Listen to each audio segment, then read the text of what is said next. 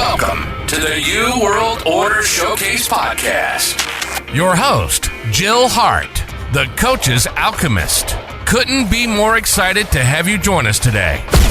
On this podcast, we celebrate the champions of change, the up-and-coming life, health and transformational coaches who are fearlessly stepping forward to make a difference in the world. Get ready for inspiring stories, practical tips, and powerful moments that will motivate you to make a positive change in your life and those around you. We're happy to have you join us on this incredible journey as we dive into the world of life, health, and transformational coaches who are lighting up the path towards a better tomorrow.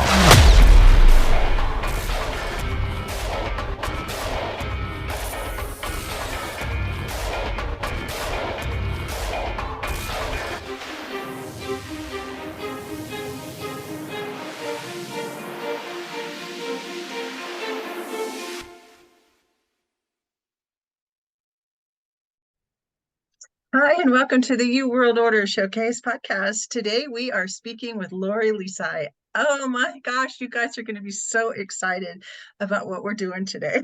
I know I'm excited. Yay, me So too. Lori had me do my human design chart before we started recording, and she was talking to me a little bit about it, but gosh, I just have to have you guys listen. It's so fascinating.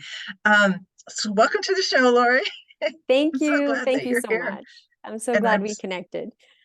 I'm so glad that you thought about doing this way, because it's so interesting. So I should ask you just really quickly, how did you get started, and why human design? Yeah.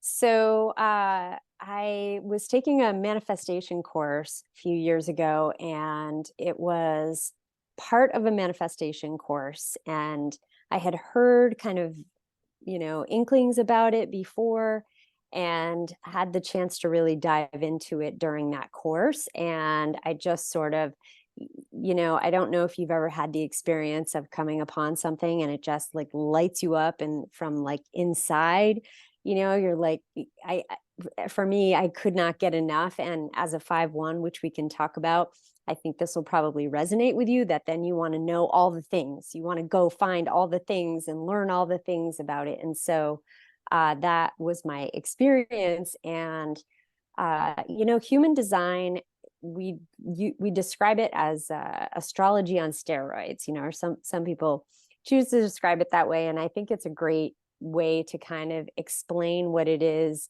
in sort of layman's terms, because most people are familiar with astrology, and they kind of can identify their sun sign at least. And human design actually has astrology as part of its system, and it just expands on that. So it's really a collection of systems, ancient wisdom, so Western astrology, the Chinese I Ching, the Kabbalah, and combining that, the chakra system, combining all of that with genetics and quantum mechanics. So there's it's kind of like an artsy science. And what I've experienced for myself is just this depth of learning about myself and understanding other people that has just helped me navigate life differently, and I think in a more fulfilling way. So yeah, that's how I came to it. Fascinating. And she's going to go through, I went to her website, which is lorilisai.com, and there's a human design chart that you can fill out the little form, and it will send you a copy of what your human design chart looks like. And I did that, and Lori has looked at it, and she's going to kind of go through it with me over mine, but she will do this for you also. I assume that's your coaching that Yes. you do. So you can find out how to get in touch with her through that. But if this is fascinating to you, as it is to me, you're going to want to do this and go look Lori up and have her tell you what it all means. So Back to good. you, Lori. Okay. All right. Well, the first thing I'll say is in order to get your chart, just like you would run a natal chart, you need your birth date, your birth time, and your birthplace. So the one factor that a lot of people get hung up on is the birth time, and it is important. Some major things can shift from hour to hour. Some major things can be different. For example, your type, your energy type, which is one of kind of the places that we first look in your chart for information about you, that could change, from the beginning of the day to the end of the day, for example. So the closer you can get, the more accurate your birth time, the better. And I would suggest, looking at your birth certificate and seeing if there's a time on there. If there's no time on there, which does happen, you can call the hospital where you were born. You can also, talk to friends and family members who may have been there and might have some memory of around the time. And then some of the more like esoteric ways of finding your time are to use a pendulum, if you're comfortable with that, or if you know somebody who is, or you can do something called a birth chart rectification, which is working with somebody who is trained to actually narrow down your birth time to the minute. So those are all some ways, and I'm just really encouraging you to be as specific as possible because it will shift some things.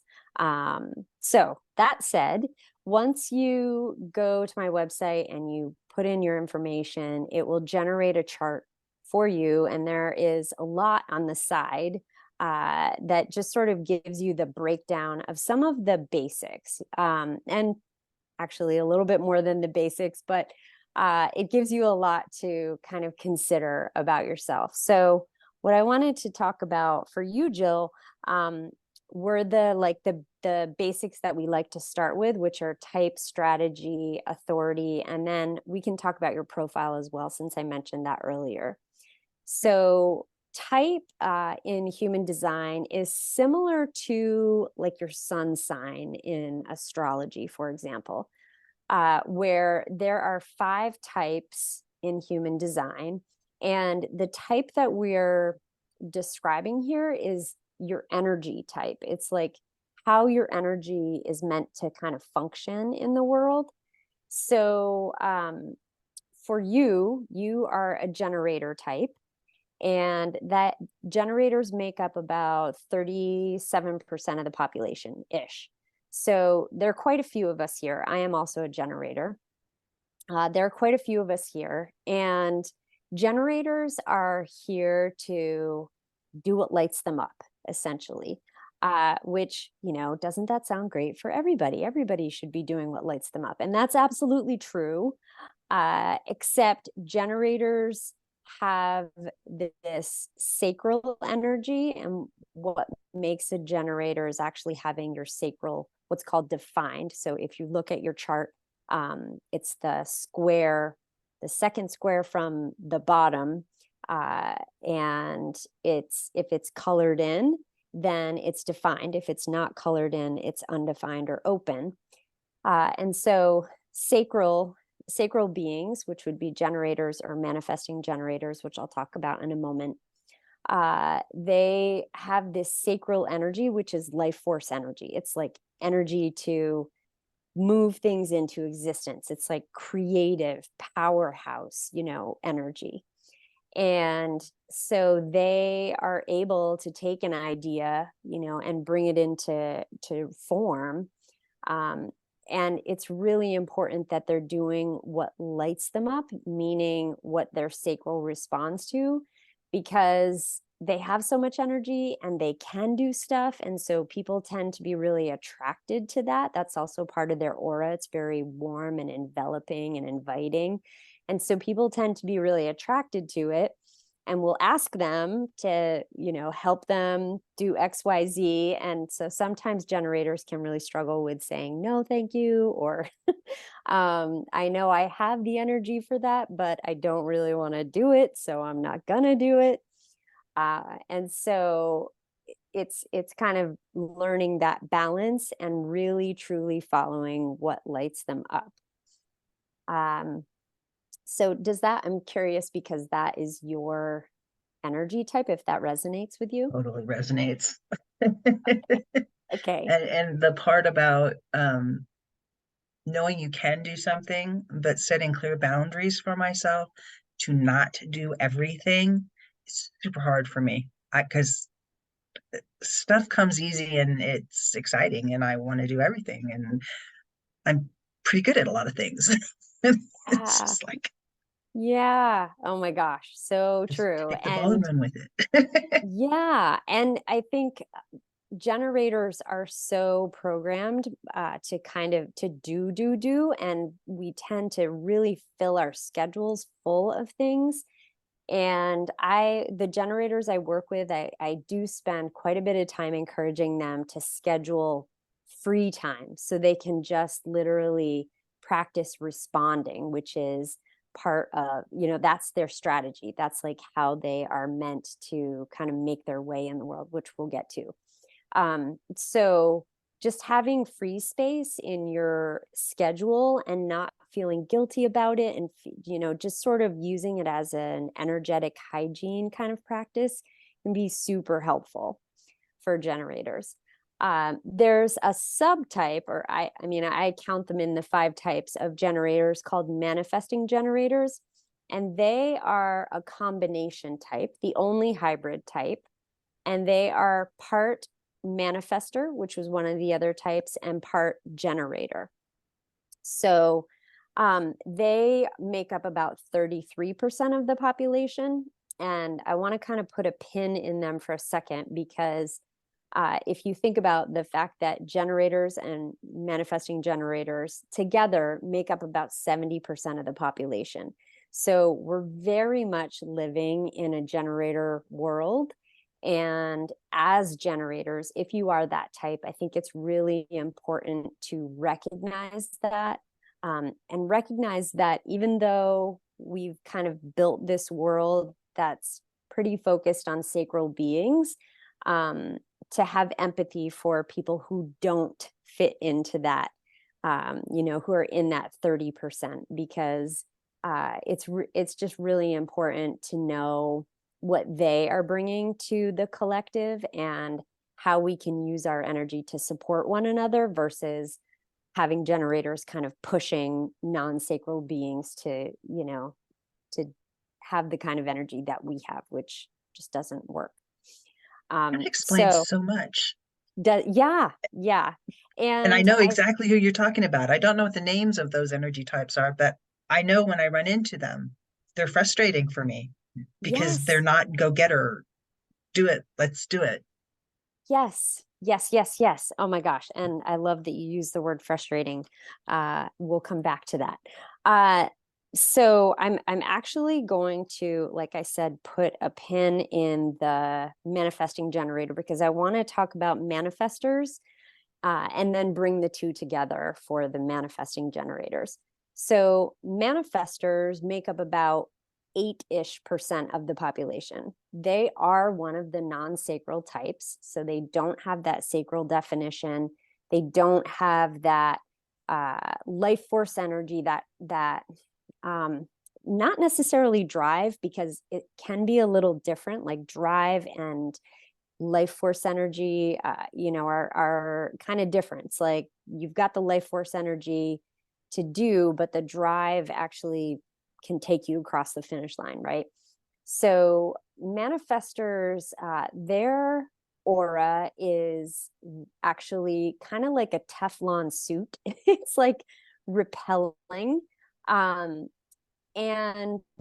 it's discerning, I like to describe it as, because it lets the right people for them into their aura, but it keeps most people out. So that is to say that a lot of people don't get manifestors. They just don't get you. And that's okay. You aren't here to be people pleasing. You're not here to be doing what others expect or necessarily even want you to do. because what you are here to do is initiate and be the fire starters of the world. So it's this beautiful role where you really are here to change things up. And so in partnership with a generator, you can like seed the idea, and then a generator can help you, take it across the finish line or support you in some ways. And it's not to say that manifestors don't have energy, because they absolutely do. It just works differently than a generator. So this comes back to the idea of like, how can we all support each other? So I like if the there are idea, people. yeah, absolutely.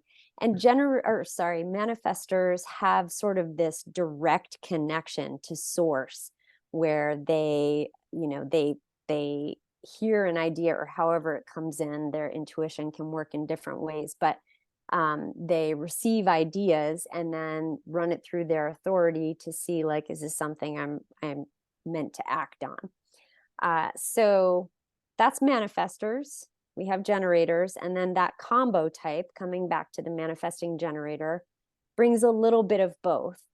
And manifesting generators, really depending on their chart, they can be one of three ways. They can be like a pure manifesting generator if they have what's called the channel 3420, or they can be a little bit of generator and a little bit of manifestor, or they can be a generator with a little manifestor. So it's like, it really depends on your specific chart, how it kind of breaks down. But being a combination type, you do have a little of that initiating energy, that like charge to get things done. Plus you've got that life force energy. So the main difference between a generator and a manifesting generator, or we call them mani-gens or man-gens, the main difference between those two is a generator is sort of like the turtle in the race, is like, not that they move slowly necessarily, but just like kind of steady pace, moving along, becoming a master. Yeah. And the man-gens, on the other hand, are the hare, where they are all about multitasking and bouncing around from different things. They've got like 27 balls in the air that they're juggling.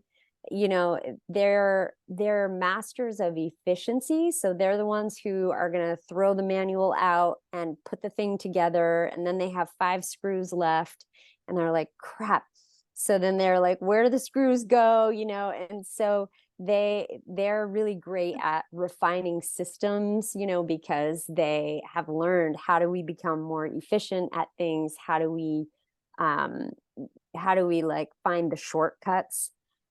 So these are pieces that are kind of the calling card for manifesting generators. And their aura is like a generator, so it's warm and enveloping as well. Then we have projectors. Projectors make up about 20% of the population. Again, a non-sacral type, and their aura is piercing. If you've ever met a person where you just feel really seen on a very deep level, like intuitively, that is the gift of the projector. They see people in a very deep way, and they are here to be our guides. So if we're looking at all of the types, manifestors are the initiators, projectors are on this path. So say the manifestor chooses the path, we're going this way. Projectors are there to say, okay, I'm going to show you how, and they are guiding the generators and manifesting generators. So projectors make really wonderful leaders, and the trick here is for them to be invited, because a lot of times they will see things that most other people won't, particularly in systems or how things work. and they'll want to share that. They know how to make it better, know how to make it run well, or somehow fix wherever things are going wrong. And people aren't always necessarily ready to hear that information. So some projectors might be called no sticking your nose where where it doesn't belong, or bossy pants, or that sort of thing. But I think to understand a projector is a really beautiful thing. And I have some really amazing projectors in my life that I feel really fortunate to be in their energy. So we had manifestors, generators, manifesting generators, projectors, and then the last type are reflectors. And last but definitely not least, they're only 1% of the population. So to know a reflector is a relatively rare thing. They are our cosmic mirrors. Essentially, they are here to reflect, literally, for us, kind of the health and well-being of like a group of people, an environment, what is going on, and how people are approaching things. The originator of human design, he said, wouldn't it be great if we just hired reflectors to be on every single staff of every business and company, to just be who they are, so that they can show us where and how we can improve. So reflectors need they need lots of time to experience life, let things unfold, and take things in. They're extremely sensitive beings. If you look at a reflector's chart, you'll notice that every single shape, every single center is not colored in, it's white. And that's what makes them very unique. They're taking in all of that energy from other people. So those are the 5 types of energies. And I think it's a great place to start to kind of understand a little bit about how your energy works in conjunction with other people, I'm going to take another sip. Good. This is fascinating. Okay. You're doing a lot of talking. You need to hydrate. I know. I know. Okay. So the other component that I mentioned, type and strategy, was one of the other components that's really important. And your strategy is all about how you are meant to like make your way in the world or take action.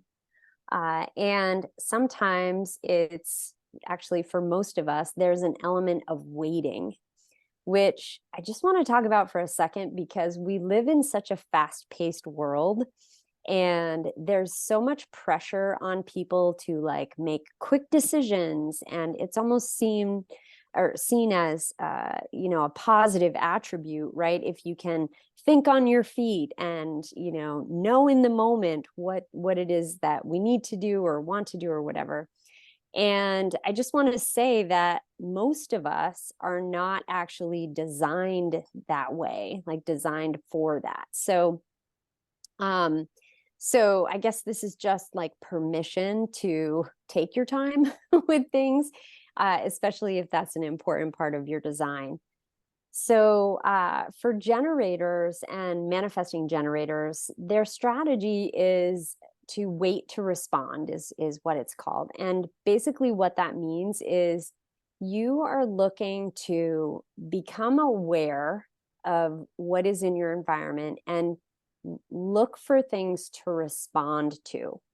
So lucky us, there's never a lack of things to respond to in our world, right? Especially with things moving as quickly as they are. But even if you lived in a cabin out in the middle of the woods off the grid, you would still be in response to the environment around you.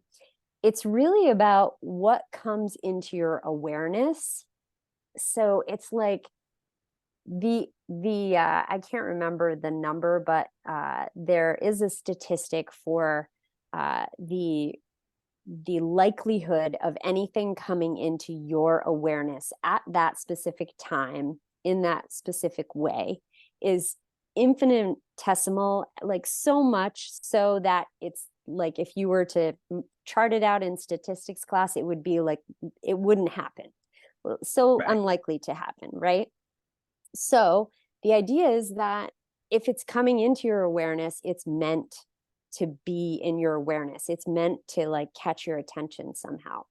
So as a generator type, you're looking for those things, like what is coming into my awareness? What am I noticing? And can I listen to my gut essentially as a generator type and see how it's responding? So, for example, I'll use our connection as an example. We connected through a podcast group on the Facebook. So, I was scrolling through, like looking for different places, and it caught my eye. I read through it, and I felt the sacral hit. Like the little. For me, it's kind of like a bubbling sensation of like expansiveness. Different generators describe it differently, but tuning into your gut to see like, does this sound good to me? Does this feel like a fit? And does it feel like I have energy for this? So using your sacral to respond to things. And if it's as a generator, if you're not feeling anything in your gut, or you feel kind of a drop or a quiet, then it's a no. Just leave it. So it might be right at another time, but not necessarily. So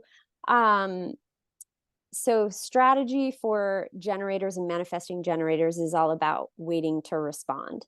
For projectors, it's that waiting for an invitation. So just, they've got these ideas, or they see those systems that can be fixed and changed, but really what they need to do is wait to be invited into the conversation. And basically what that waiting does and that invitation is smooth the road so that people can hear what it is that they have to share.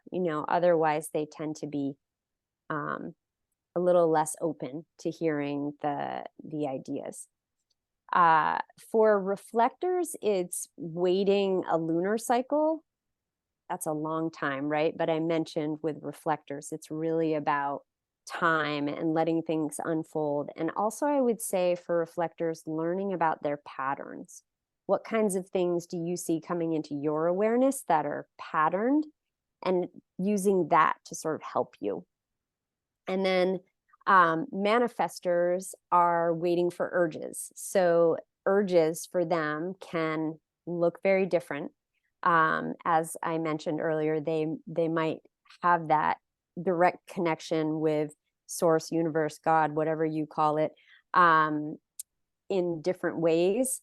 And basically it's this urge. They just have this sense that they need to, move on Just something. know it's got to be done. Exactly. So that's a bit about strategy. Do you have any questions about that before I move on to authority? No, this is fascinating. Okay. I've always been curious about human design. I thought I knew what it was, but I was mistaken. Okay. And this has been just the fact that we are connecting, it has been such a synchronicitous event, because she was going to have Casey interview her, and then it ended up that I interviewed her because Casey had something to do. And this is just like, it's what I needed to hear today. This is such a gift. So Such a great example of how, right, things shift because they're meant to shift, right? yeah, just being open to it. It's like I could have been like, oh no, the sky is falling and I got to change all these things. I had these plans, but it's all good. It's So good. So good. Well, thank you so much for taking the time. I really appreciate it. And I hope that some of this is landing for your listeners as well. Because I think there's so much, honestly, there's so much practical kind of learning that you can take from human design that can be really, really helpful in your life. So actually the last piece that I'll talk about is the authority. And that's talking about practicality. I think this is such a great example. Your type and your strategy are a little bit more about like how you function in connection with other people, whereas your authority is your decision making. And one of the main teachings of human design is that your decisions are not meant to be made in your head. So the idea of like a pros and cons list, or, really kind of thinking hard about what it is you should do, is not actually how you are designed to make decisions. How you're designed is one of 7 different ways, and some of them are directly connected to type and some of them are not. So the first way, and 50% of the population has this authority, so it's a lot of us, both of us are included in that, is the emotional authority. And emotional authorities are, it sort of sounds counterintuitive, but we're actually not designed to make decisions when we're in an emotional state, I guess you could say. So what that means is we are here as emotional beings to experience a lot of emotion. However, when it comes to making decisions, we're meant to kind of experience a wave. And so emotions come in waves. There's often a high point and then a low point.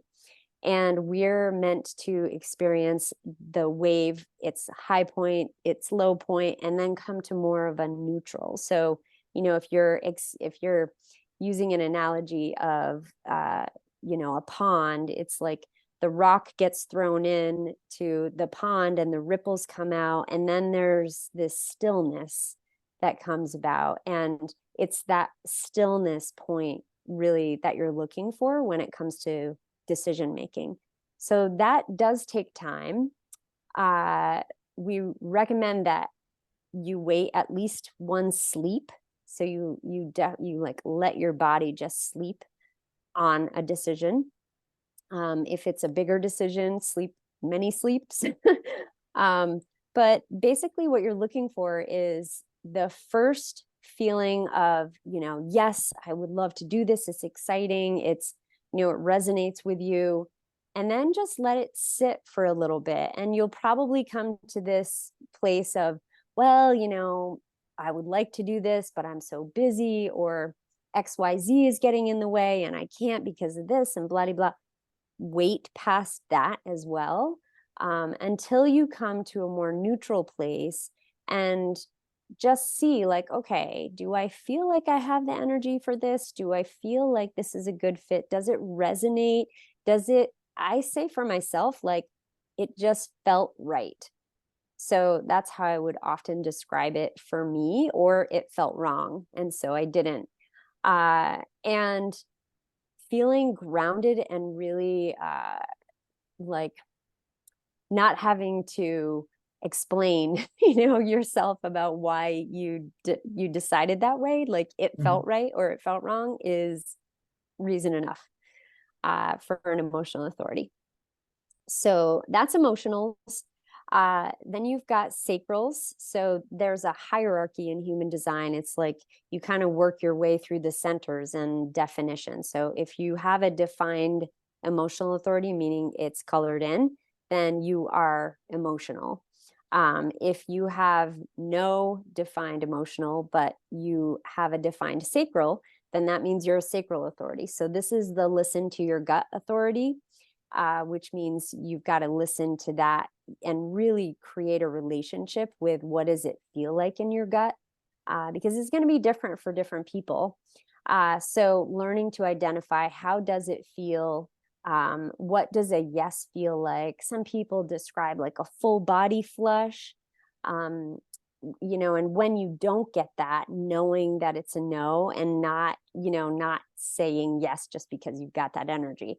And again, these are going to be generators or manifesting generators because they're sacrals. So, with your sacral, the other thing to note about that is it's not like they don't need time. They actually know in the moment what the answer is, as long as they're really tuning into their sacral. And if they are like, the tricky thing is that it can change. So if they're wondering about something, a week from now or whatever, it could potentially change. Their sacral could get a different, hit later on when that event comes around or whatever. So if it's a big decision, I just like to encourage sacrals to run it through a few times, and kind of see how they're feeling, to just mostly feel strong within that decision. If both of those centers are undefined and your spleen is defined, which is the triangle on the left-hand side of your chart when you're looking at it, then you have a splenic authority. And this one is all about intuition and making decisions based on your intuition. So this is really about learning how your intuition speaks to you. And that's where we get into the different clairs, like, are you clairaudient? Do you hear it? Does it, literally speak to you? Do you see it? Are you clairvoyant? Do you know it? Are you claircognizant? So just learning, like, how does your unique intuition speak to you? And then again, trusting it. Most of the time with splenic authority, your decisions are going to be focused on like your health or well-being. It kind of all comes down to like, what is best for your health and well-being. If those three centers are undefined, but your will, which is the little triangle in the human design body graph, if that is colored in, then you have a will, or a will or ego authority. And this is all about desire and about basically being kind of selfish. I mean, what other people might consider selfish, but it's basically like doing what you want and what you truly in your heart desire and know what's best for you. That is your authority. It's a pretty small percentage of the population. I think maybe, not positive about this, but somewhere it's under 10%. It's like maybe 8 or something like that. So it's a pretty small population, but really learning to shed the conditioning around being selfish, and understanding that if you are an ego or will center authority, knowing that if you're doing what's best for you, it actually is what's best for everybody around you. So if you have all of those centers undefined, but you have your G center or your identity center, that's the diamond shape in the middle, connected to your throat, which is the one right above it, the square, then that is called a self-projected identity. And these are projectors. So one of the projector authorities is self-projected, and basically they have to talk things out in order to know what to do. They've got to use their voice, and it's more about like the resonance of their voice and hearing how they're saying things, not even necessarily what they're saying, but like, how is it coming out? So it can be really helpful to have somebody to talk to kind of reflect for you, or record it into your phone and listen. That can be really helpful too. And then if your throat is defined and your ajna, which is the second triangle down, that is a mental projector. And again, they need to use their voice. So notice both of those authorities are connected to their throat. they need to use their voice to make decisions as well. The difference is that their environment is going to be really important. So similar to like a reflector, which I'll talk about in just a second, they've got to be in an environment that feels supportive in one way, shape, or form, and talk it out. So I use my son as an example oftentimes for this, because he's a mental projector and he talks to himself all the time. And you know, we used to wonder, like, what is he doing? And we realized this often happens in children, that they come to their authority very naturally until we condition it out of them. And he just processes things verbally, and he'll talk through, you know, this is the situation, these are my options, this is what's happening, how do I feel about this, you know, full conversation. So that is super helpful for projectors. So just encouraging that, if you know one, or if you're a parent of one or a partner of one, to, you know, really help them. And if you are helping to reflect to them, helping by saying, this is what I hear, and not bringing your own bias or your own opinion into that, you know, but really just trying to say, this is how I heard you say it, this is what I heard you say. And then the last authority is the lunar authority, which is just reflectors have this. That means they have no definition in any of the centers. And again, it's about that lunar cycle and noticing patterns and being in the right environments to make a decision. So, you know, really kind of just noticing who you are on all the different days, because you're going to be very probably different, you know, in different scenarios and around different people. And so coming back to nature can be really, really helpful for reflectors to kind of find their center and understand what's going to be best for them. So that's a little bit about authority. Incredible. Can I ask you a question about the actual diagram? Yes. If they're colored in, then that applies to you. Like if they're blue, that's under the personality category. And then if it's yellow, it's under the design category. So do some people have these forms filled in under design, or is it always just in the little tubes? So everybody's human design chart will be different. If you are defined in an area, then on my website, it's going to show up in that bluish color. And definition essentially means like where we are here to share that energy. Think of it like a radio transmitter, like we transmit that energy. So it comes to us naturally. And we tend to be able to identify it a little bit more easily. If it's white, then we are receiving the energy. So it's inconsistent because it's like flowing through us from other people who have definition, but we don't. And so we take it in and amplify it. But then if we're not around that energy, it's gone. And so it's not really there for us. So there's huge capacity for wisdom in our open centers, because we kind of learn about that energy from other people and how it looks in different ways.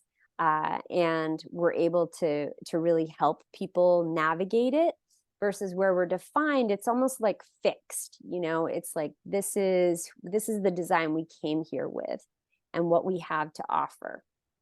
And then the yellow side, those, and the blue side, the two lines on the side of your body graph, those are details about your gates. So those are the little numbers within the shapes, and your planets.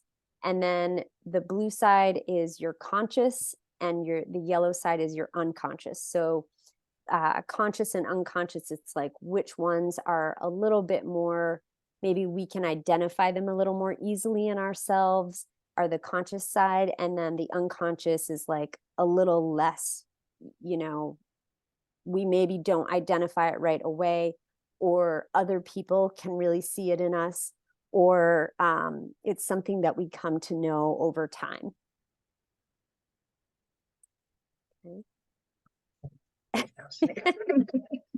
I know, it's a lot of information. I basically gave you like 3 chapters of a book here. Yeah, I just feel like there's so much, but it's like I just want to know more. How do people work with you? How does this work? Yeah, so you can go to my website. I have different sessions there. I usually encourage people to book an intuitive session if they're just looking for kind of a basic understanding of their chart. And I oftentimes will ask if you have any questions beforehand. Usually people come to me oftentimes if they're in some sort of transition, or contemplating a transition of some kind, and they're trying to, just figure out what's next. And so that can be helpful for me as a generator, especially to have something to respond to and to know where to look in the chart. So yeah, I would encourage you to check out my website, see the sessions that I offer. And then I also do work with clients one-on-one, like longer term, to sort of unpack, your full design, as well as just how do you actually integrate it into your life and use it, as a tool. Because it's wisdom, and knowing about yourself is one thing, and then putting it into action is another. So like, how do you get practical with it? Which is kind of a 5-line thing. Wow. Thank you so much for all of this information. It's been like, I keep saying fascinating because it's been fascinating. Yeah, you're so welcome. I'm so glad it was helpful. One thing that you'd like to leave the audience with today, Lori? Oh my gosh. I would say, learning your human design is like a cosmic permission slip to be who you came here to be. And I think a lot of times when people have their chart read, there's a lot of recognition, like, oh yeah, I knew that. And I've been keeping that in a nice little box up on the shelf. And so this is a chance for you to, take that down and unwrap it and actually let your beautiful soul shine. So that's my hope for what human design can do for people. That's amazing. And I think a lot of people do need that permission. It's like we all come here with something that we're supposed to do. And often we're trained to stifle that urge, which is so sad to me, because how much better will the world be when people start stepping into the purpose that they came here to accomplish? Yes. Oh my gosh. Which is all about why I do what I do. But it's just like, and I can feel the shift. People are changing how they're behaving and what they're saying yes to and what they're saying no to. And it's fascinating to me to watch it unfold, and to get to be a small part of it is just like glorious. So good. So good. It is so good. Yeah. Spoken like a generator who's following what lights her up. Exactly. Yeah. Oh, well, thank you so much, Jill. Yeah, I really appreciate your time today. It was great to meet you. You too. Thank you so much for tuning in to another empowering episode of the You World Order Showcase podcast. We hope you've enjoyed hearing from our incredible life, health, and transformational coaches who are making a profound impact on the world. Remember, change begins with you, and you have the power to transform your life and the lives of others. If you want to take that next step and unlock your true potential, visit thecoachesalchemist.com, where you can find the 3 ways we can help you for free to spin your talent into gold with clarity, a system, and a plan. Don't forget to hit the subscribe button so you never miss an inspiring episode.